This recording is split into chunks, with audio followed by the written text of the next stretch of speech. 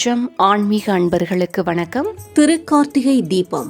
அடிமுடி காணா சிவனே என்ற சொல்லுக்கு வலு சேர்க்கும் விதமாக சிவனின் அடிமுடியை காண புறப்பட்டு தோற்றுப்போன பிரம்மனுக்கும் விஷ்ணுவிற்கும் 33 கோடி தேவர்களுக்கும் சிவபெருமான் ஜோதி வடிவாக காட்சி கொடுத்த தினத்தை தான் நாம் திருக்கார்த்திகை தீப திருநாளாக கொண்டாடுகிறோம்.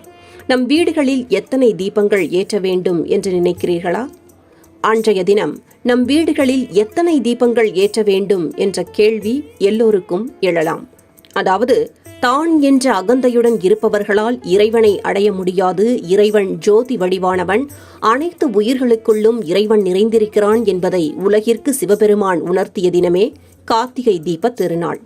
அடிமுடி காணா சிவனே என்ற சொல்லுக்கு வலு சேர்க்கும் விதமாக சிவனின் அடிமுடியை காண புறப்பட்டு தோற்றுப்போன பிரம்மனுக்கும் விஷ்ணுவிற்கும் 33 கோடி தேவர்களுக்கும் சிவபெருமான் ஜோதி வடிவாக காட்சி கொடுத்த தினத்தை தான் நாம் திருக்கார்த்திகை தீப திருநாளாக கொண்டாடுகிறோம்.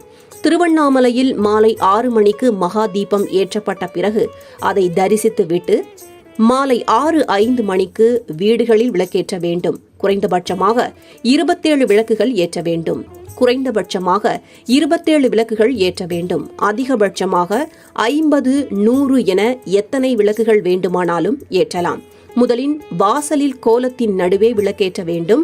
வாசல் நிலைவாசலில் தீபம் ஏற்றிய பிறகு வெளியில் ஏற்றிய ஒரு தீபத்தை எடுத்து வந்து வீட்டிற்குள் பூஜை அறையில் விளக்கேற்ற வேண்டும். அதற்கு பிறகு வீட்டின் சமையலறை, படுக்கையறை, கூடம் என அனைத்து இடங்களிலும் எத்தனை விளக்குகள் ஏற்ற முடியுமோ அத்தனை விளக்குகள் ஏற்றலாம்.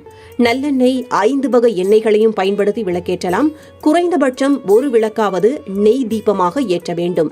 வாசலில் ஏற்றப்பட்ட தீபம் 30 நிமிடங்கள் எரிந்தால் கூட போதுமான பிறகு எடுத்துவிடலாம். வீட்டின் பிற இடங்களில் ஏற்றிய தீபத்தில் அடிக்கடி எண்ணெய் விடவோ திரியை தூண்டிவிட வேண்டிய அவசியமோ இல்லை என்கிறார்கள்.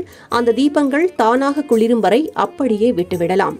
நாமும் கார்த்திகை தீப திருநாள் அன்று வீடு முழுக்க தீபம் ஏற்றி ஒளி வெள்ளத்தில் இறைவனை காண்போம். நலமுடன் வாழ்வோம்.